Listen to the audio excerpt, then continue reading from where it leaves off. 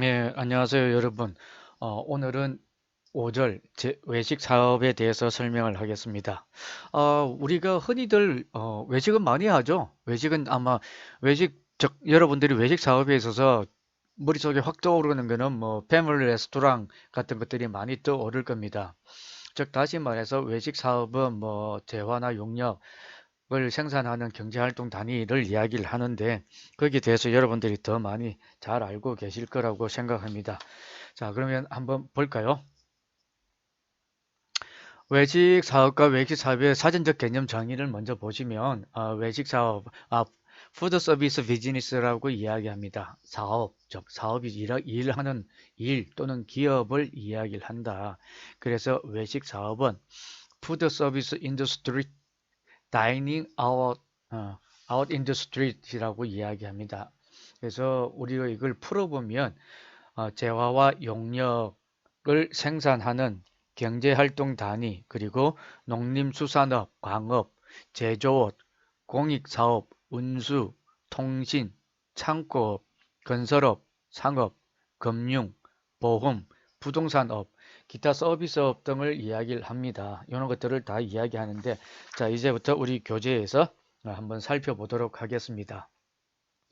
그래서 외식 사업의 정의는 뭐냐? 외식 사업, 인간의 기본적인 욕구를 충족시켜주는 음식과 관련된 산업이고, 또 경제 발전과 더불어 국민 경제에 차지하는 비중이 매우 높은 산업이다.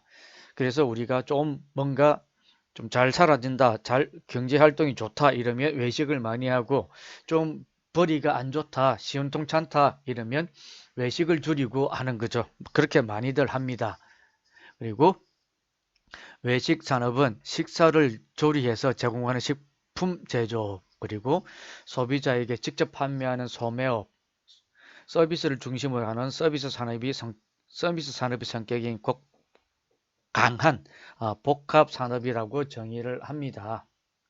그래서 보시면 외식 산업의 정의는 요 말들을 다 이야기를 하다 보면 일정한 장소에서 식음료와, 즉 식음료, 먹고 마시는 거죠.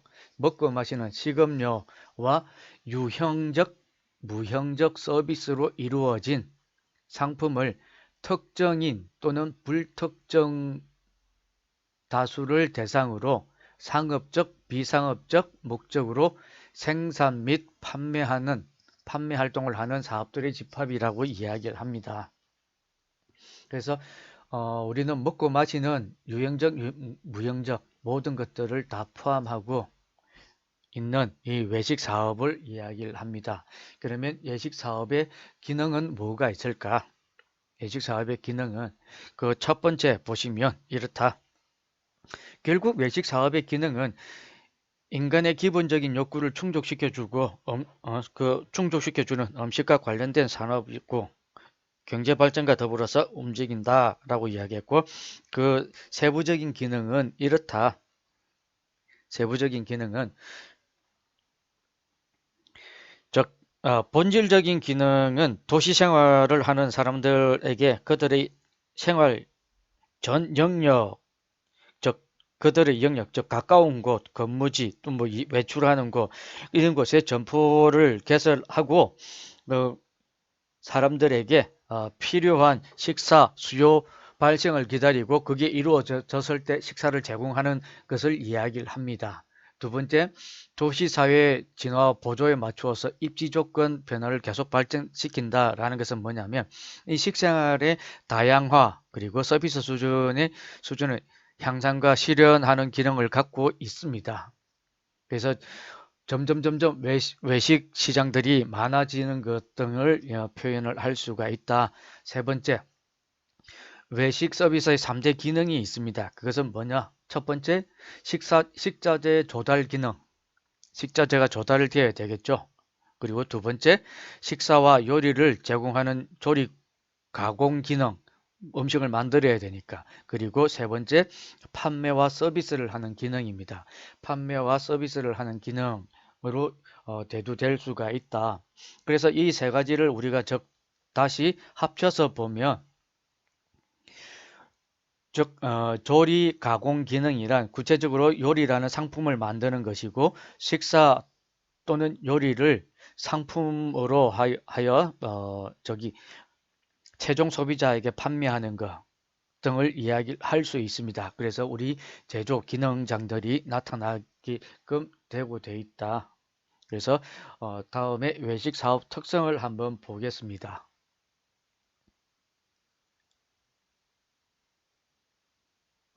외식 사업 특성은 일반적으로 이렇게 나누어지고 있습니다. 외식사업 특성은 첫 번째, 노동집약 산업이다. 노동집약성이다. 즉, 타 산업에 비해서 기술 자본이 집약적인 데 비해서 외식사업의 생산에 있어서는 자동화가 없다. 그래서 인간에 의존하는 산업으로 이루어지고 있기 때문에 이렇다.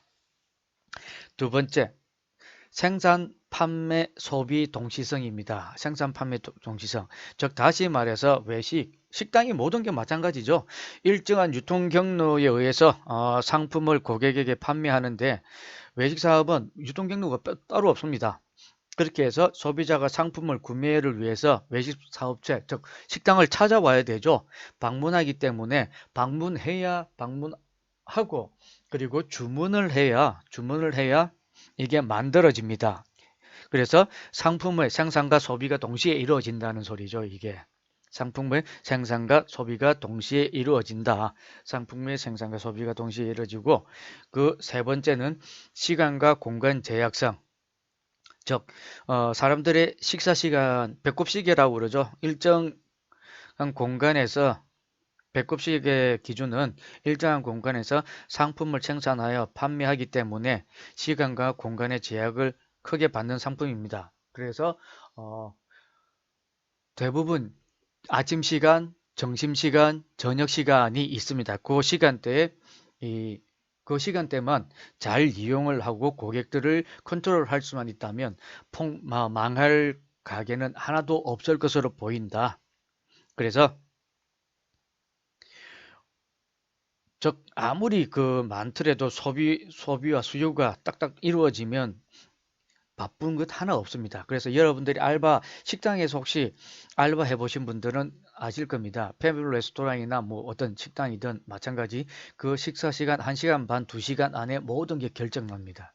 나머지 시간들은 준비하고 쉬고 이렇게 하는 시간들이죠. 그래서 소비자의 가처분 소득 또 기후 요일 등의 변화에 민감하게 반응하는 산업이기 때문에 수요 예측이 아주 중요합니다. 네 번째는 식자재 부패 용이성. 그래서 다른 상품에 비해서 식자재는 상품 제작 및 보존이 가능합니다. 그래서 이걸 너무 오래 놔둬도 안 되고 또 너무 빨리 해도 안 되는 건 마찬가지 여러분들이 잘 아실 겁니다. 그 맛과 신선도를 유지하기 위해서 구매 단계에서부터 신중한 선택이 요구되고 검수시 유효기간을 확인하고 저장하고 다른 식자재와 섞어서 보관하지 않고 하는 것은 우리 아마 상식적으로 여러분들이 더 잘 아실 겁니다. 그래서 냉동 또는 냉장에 의해서 보관되고 오염, 환경, 제반적 사항을 다 고려하는 것 등은 여러분들이 더 잘 아실 수 있을 거라고 생각됩니다. 그 다음은 입지 의존성.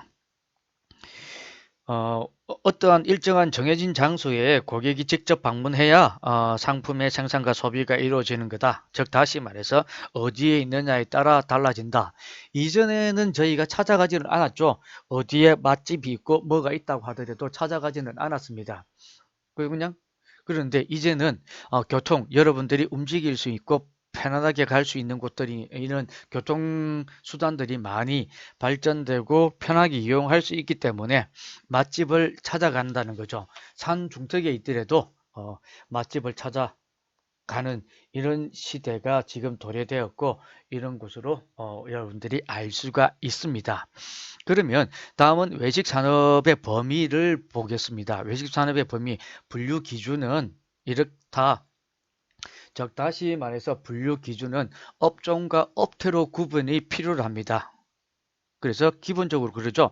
우리가 업종이라고 하는 것은 어떤 타입은 타입 오브 비즈니스, 어떤 비즈니스를 할 거냐. 즉 다시 말해서 외식업자가 판매하고 있는 상품 따라서 어떤 메뉴를 제공하는가 의미를 하는 거죠. 그래서 이 업종은 한식, 양식, 일식, 중식 등을 이야기를 합니다. 등을 이야기하는데 여기에 대해서 업태는 뭐냐?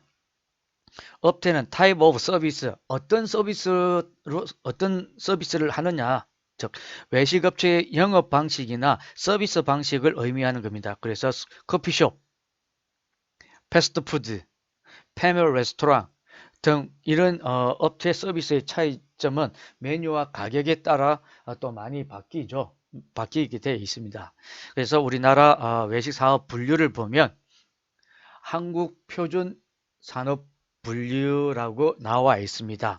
그래서 통계청에서 한국 표준 산업 분류 관광산업 통계 자료를 해서 매년 이렇게 보여주고 있습니다. 저희들에게 보여주고 있는데 다음은 여러분들이 그 도표 3-2 도표를 참고하시면 되실 것 같습니다. 그래서 자 도표 3-2에 보면 대분류, 중분류, 소분류, 세분류로 나옵니다. 이게 NCS 국가지정 표준 지정에 의해서 나옵니다. 그래서 대분류를 보시면 숙박 및 음식점으로 이루어지고 그 다음 중분류는 음식점 및 주점업, 소분류는 음식점, 그리고 세분류로서는 일반 기관. 근데 우리는 여기서 일반 음식점하고 주점, 기타 음식점들만 조금 유념해서 보시면 되실 것 같습니다. 유념해서 보시면 되실 것 같고, 다음은 그 외식 사업 분류 기준에서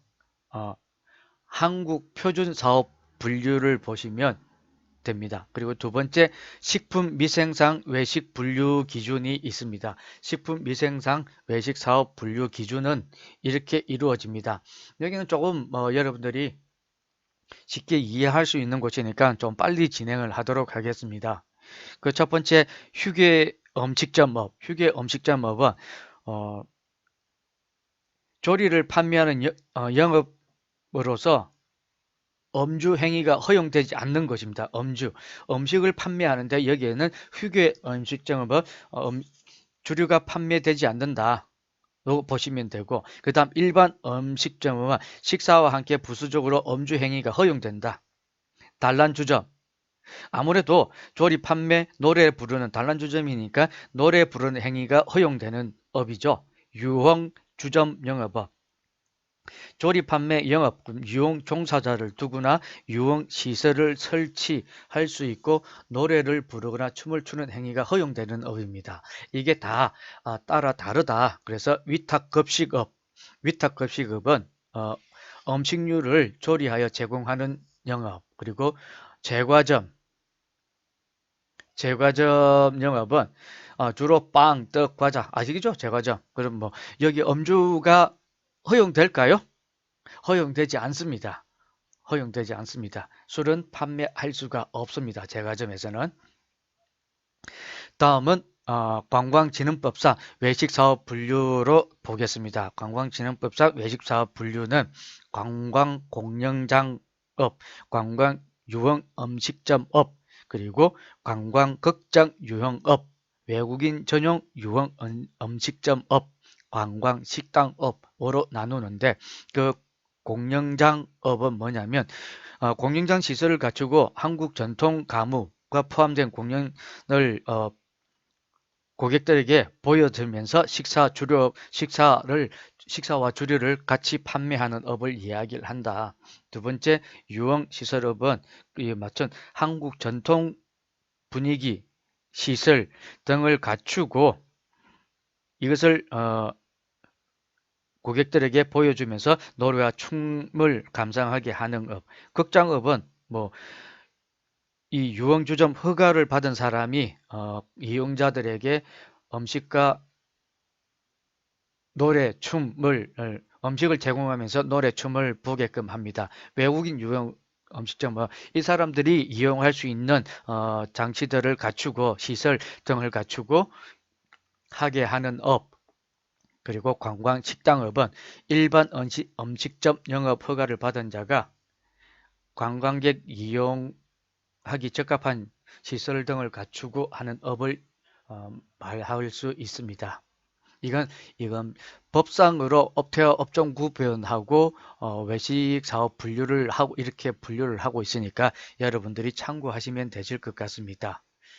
다음은 외식 사업 발전 요인입니다. 그 발전 요인의 첫 번째 경제적인 요인, 두 번째 사회적인 요인, 세 번째 문화적인 요인, 네 번째 과학적인 요인, 다섯 번째 고객 요인이 있습니다. 고객 요인이 있는데 아마 여러분들을 여기에서 제일 많이 괴롭힐 단계가 되지 않겠나라는 게 생각이 됩니다.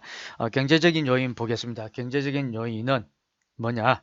경제가 발전함에 따라 국민소득, 소득을 비롯해서 가처분 소득이 증가함으로써 외식 시장이 다분화됩니다. 세분화되고 그래서 국내외적으로 외식 시장이 많이 국내로 들어왔습니다. 이전에 지금은 여러분들 빕스나 TGI, 베니건스 이런 것들이 남아 있겠죠. 그렇지만 아주 옛날에는 뭐 스카일락이라든지 이런 뭐 외국 브랜드들이 꽤 많이 들어왔습니다. 꽤 많이 들어왔는데 지금 살아남아 있는 이 브랜드 외에 대기업들도 많이 했는데 이것들은 왜 소비자가 원하는 대로 따라가지 않았기 때문에 그렇다는 거죠. 소비자가 원하는 대로 소비자가 요구하는 대로 발맞춰야 성공할 수가 있다. 두 번째 요인은 사회적 요인입니다. 사회적 요인. 사회적 요인은 일자리가 증가하면서 여성 사회 진출로 인해서 맞벌이 부부 그리고 부모 세대와 분리해서 즉 다가구가 아닌 핵가족화 되었기 때문에 그리고 지금은 또 독신자와 신세대 나홀로족 이기는 사람들이 많기 때문에 이 배달 서비스와 테이크아웃 문화가 그리고 인터넷 홈쇼핑 인터넷 쇼핑몰과 홈쇼핑 등 이런 사회적 요인이 발전하게 되는 거죠. 여기에 더불어서 세 번째 문화적인 요인입니다. 세 번째 문화적인 요인은 뭐냐? 우리가 이렇게 바쁘게 경제적 요인과 사회적 요인을 보다 보니까 이 현대인들은 항상 바쁘게 빠르게 빨리 문화에 익숙되어서 전통적인 식습관들이 바뀌는 거죠. 그래서 반조리 식품, 패스트푸드점 등이 있습니다. 반조리 식품이라고 하는 것은 여러분들이 보시면 아실 거지만 HMR이라는 게 있습니다. 즉 반조리 식품은 HMR이라고 이야기를 합니다. HMR이라고 이야기하는데 이건 뭐냐면 Home Meal Replacement라고 이야기를 합니다. 그러면 이 Home Meal Replacement HMR이 제일 많은 데가 어딜까요? 어디가 제일 많을까요? 그렇죠. 편의점이죠. 이 HMR이 제일 많은 데는 편의점이고 HMR의 천국은 어느 나라일까? 나라로 치면 그렇죠. 1번입니다. 1번. 그래서 우리가 RTE Ready to Eat 즉 바로 먹을 수 있는 거. 이 편의점에 가서 바로 먹을 수 있는 거 샌드위치나 삼각김밥 같은 거 바로 뜯어서 바로 먹을 수 있습니다. 그죠? 그리고 RTH Ready to Heat 즉 이건 말아 간단하게 열을 데우기만 하면 돼요. 전자레인지에 이어서 데우기는 거. 뭐 소세지나 핫도그, 기타 등등 이런 반포장 제품 전자레인지에 데워서 뭐 1분, 2분 정도 데워서 바로 먹을 수 있는 거. 그리고 RTC Ready to Cook 간단한 요리만 해서 먹는 음식들 등 이제 뭐 포장 제품 레트로 식품들이죠. 포장 제품들입니다. 뭐 갈비탕이나 설렁탕, 삼계탕 이런 것들 아주 지금 현재 꽤 많은 식품들이 글로벌 음식과 퓨전화 되어 가지고 나오고 있습니다. 그래서 편안하게 음식 등등을 만들어서 먹을 수가 있다. 이런 요인들이 있다. 그리고 네 번째 기술적 요인이 발달. 그래서 즉 다시 말해서 주방 시설 과학화가 되고 식품 가공 기술이 발달함으로써 즉 포장 이런 것들이 많이 발달하죠. 그래서 오랫동안 둘 수가 있고 그래서 메뉴 상품들이 과학 표준화가 되어서 대량 생산이 가능함으로써 이런 우리가 레트로 식품들을 많이 먹을 수 있고 접할 수가 있다. 그리고 다섯 번째 고객 요인입니다. 고객 요인은 즉 경제, 사회, 문화, 기술 요인에 의해서 고객의 인식들이 발전하게 되는 거죠. 그래서 이전 같은 경우에는 단순히 그냥 한 끼 때웠다, 그냥 한 끼 때웠다 정도가 아니라 이제는 무엇을 먹느냐, 어떻게 먹느냐, 그리고 외식업체가 만남의 장소, 여가와 휴식 장소, 같이 추구하는 장소로 이동하면서 고객들의 인식이 변화되고, 그리고 자 이제 또 웰빙 트렌드, 그죠? 웰빙 트렌드가 더 그거 함으로써 유지됨으로써 저열량 다이어트 식품 먹어도 뭐 풀떼기나 뜯어 먹는 게 아니라 건강식품 등을 먹고 있는 점 등으로 우리가 볼 수가 있겠습니다. 이게 외식 사업 발전 요인. 그리고 여러분들이 또 생각해 두셔야 될 게 이거는 외식 사업 발전 요인에 있어서 저해 요인은 어떤 것이 있는가 한번 생각을 해 두셔야 됩니다. 이게 중간고사에도 꽤 많이 나올 수 있다. 그래서 외식 발생 저해 요인, 경제적 요인 또는 사회적 요인, 문화적 요인, 과학 기술적 요인에 대해서 이야기하십시오 라고 하면 여러분들은 거기에 대해서 서술할 수가 있어야 됩니다. 여러분들 나름대로 논리정연하게 만들 수가 있어야 된다. 다음은 외식 사업의 문제점을 한번 보겠습니다. 첫 번째, 경영 기법 미축적. 두 번째, 영세한 생업형. 세 번째, 직업의식 결여. 네 번째, 외식 관련 산업의 미발달. 그리고 다섯 번째, 규제 위주의 정근대적 제도. 여섯 번째, 다국적 외식기업의 국내 진출 등으로서 여러분들을 한번 여러분들과 같이 공부해 보도록 하겠습니다. 경영기법 미축적. 처음에 이건 경영기법은 우리나라는 외식업에 들어왔을 때 선진국에 비해서 이런 경영기법들이 아직 완전하게 익숙되지 않았다. 그래서 그것만 하더라도 대부분의 대기업들이 해외 브랜드와 제휴해가지고 선진 경영기법을 습득했죠. 그렇지만 영세 기업들은 이루어지지 않았다. 그것들을 알 수가 있습니다. 그리고 두 번째는 영세한 생계형. 즉 다시 말해서 우리는 대부분 가족들이 가족 중심으로 운영을 하고 있죠. 엄마가 요리하고 아빠가 또는 서비스하고 또는 아빠가 요리하고 엄마가 서비스 등으로 하기 때문에 직원 교육이나 메뉴 개발 이런 것들이 부족한 상황에서 이런 상황이 생겨났기 때문이죠. 그리고 직업 없이 결여는 뭐냐면 대부분 우리는 어머니 여러분들 부모님들도 마찬가지 자기가 하고 있는 업을 이어주려고는 하지 않는다. 왜? 본인이 해보고 힘들기 때문에. 그래서 우리나라에서는 직업의식 결여로 전문적인 직업의식을 가지고 있지 않다. 그래서 뭐 내가 힘들었기 때문에 이것은 내 대해서만 끝내고 다음 대해서는 하지 않겠다. 내 아들, 자식들에게는 시키지 않겠다. 라는 것들이 많이 포함되고 있었다. 그리고 외식산업 미발달. 그럼 외식산업이 이 미발달되다 보니까 장애 요인이 되고 있죠. 장애 요인이 되고 있고 그 중에서도 제일 심각했던 게 주방기기 부분이죠. 지금은 우리가 좀 더 아주 품질 관리가 잘 되고 깨끗한 곳에서 음식을 하기는 하는데 그렇지 못한 경우들이 많이 생겨나고 있는 거죠. 그건 여러분들도 더 잘 아실 수 있다. 간혹 매스컴에서 나오는 걸 보시면 아실 수가 있습니다. 그리고 다섯 번째, 규제 위주. 우리는 규제가 많습니다. 규제가 많고 뭐 새로운 게 나타난다든지 하면 허가를 안 해주고 또 사회는 변화되고 경제 환경에 대처할 수 있는 법규가 행정 속도가 뒤따라오지 못하고 늦게 되니까 뭐 조금 그런 게 있고 뭐 흔히들 말하죠. 코에 걸면 코걸이, 귀에 걸면 귀걸이라고 이 법들이 아주 오래된 법들이라 가지고 지금 현실에 맞지는 않다. 것을 볼 수 있다. 그리고 다섯 번째, 다국적 외식의 국내 진출. 이 사람들이 이런 경영 노하우를 가지고 국내 진출하면서 우리는 그 경영 기법을 받으면서 경영 기법을 전수받으면서 영업을 하고 있습니다.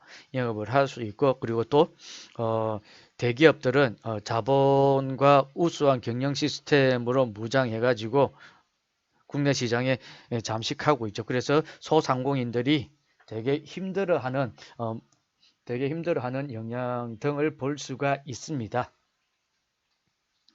자, 그리고 외식 산업의 발전 방안은 현대적 대단위 시스템을 구축해야 된다. 현대적 대단위 시스템을 구축해야 된다. 그리고 독자적인 브랜드 개발이 필요로 하고, 독자적인 개발 브랜드가 필요하다. 그리고 전문 인력 양성 및 교육 강화가 필요하다. 그렇죠. 아무래도 뭐 전문 인력, 우리 종사원들에게 전문 기술을 습득하게 하고 음식을 만들게 하고 하는 거. 그래서 우리도 많은 전문 인력들이 양성되고 있습니다. 그리고 네 번째, 전통 음식의 과학화 개발. 우리 한식 특유의 입맛들을 겨냥해서 외국인들한테 판매해야 됩니다. 그리고 우리 한식이 건강식이죠. 건강 전통 음식입니다. 그리고 마지막으로 외식 사업 관련 법 정비 제도.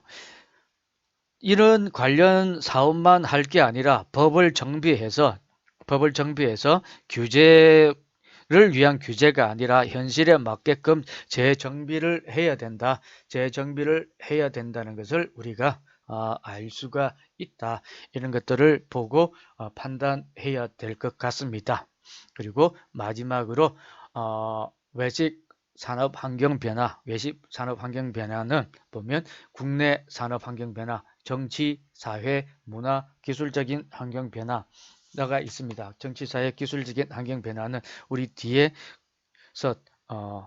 천천히 또 설명을 드리도록 하겠습니다. 그럼 이게 지금 꽤 양이 많기 때문에 이 외식 환경 산업 변화는 앞서 제가 말씀드렸던 과학기술 발전 요인, 저해 요인과 맞물려 있다라는 것을 보시고, 이건 여러분들이 천천히 한번 읽어보시면 되실 것으로 사료됩니다. 생각이 되고, 그 다음 여러분들이 또 하나 생각해야 될 게 뭐냐면 외식 산업의 향후 전망을 여러분들이 어떻게 보는지 우리 교재에도 간단하게 설명은 하고는 있습니다. 설명은 하고 있는데 이건 여러분들에게 제가 내드리는 차후 과제가 될 것 같습니다. 읽어보시고 천천히 생각을 하시는 게 좋으실 것 같습니다. 자, 지금까지 해가지고 외식 산업을 이야기를 했습니다. 외식 산업을 이야기를 했고 다음 시간에는 아마 우리가 리조트 산업을 간단하게 보고 넘어가야 될 것 같고, 그 다음 마이스 해가지고 이 3장이 우리 이 과정에 있어서 꽤 비중을 많이 차지하고 있습니다. 차지하고 있고, 이 3장이 여러분들한테 엑기스라고 해도 과언이 아니다. 그 다음 4장은 우리 이렇게 이야기하고 행동하는 관광객들의 행동을 심리적인 상태로 볼 것입니다. 심리적인 상태로 4장이 여러분들에게 조금 더 많은 공부할 수 있는 시간을 갖다 드릴 수 있겠습니다. 고생하셨습니다. 그러면 오늘은 여기까지 하겠습니다.